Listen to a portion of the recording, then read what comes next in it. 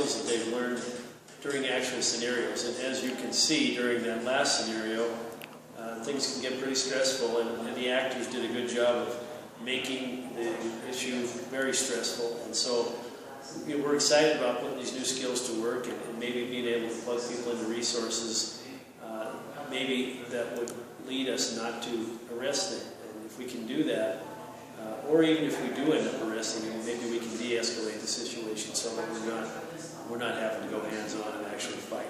So if we can reduce the amount of physical altercations we have at all, we're always going to be ahead when we do that.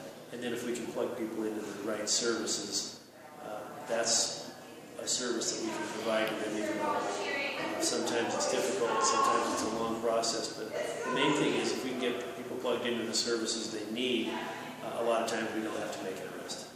So that last scenario seemed to go better than you may have expected.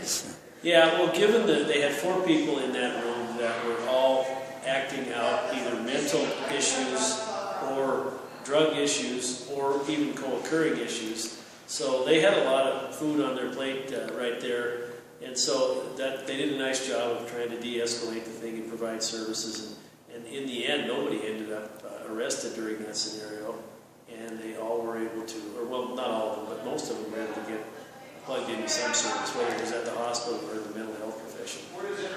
You played the angry neighbor. I was in the room, so I didn't get to video you. Were you having an altercation with one of the residents? Well, my job was to act like an angry neighbor who was put up with loud parties, drug use, mental health issues for the last 2 months. And so I gave the officers an earful when they got there and continued to give them an earful pretty much throughout the whole thing. But they did do a nice job of isolating me from the people that were getting more and more agitated with my actions. So that's what we're looking for. We're looking to build mental repetitions and build repetitions so officers have options available to them to de-escalate situations.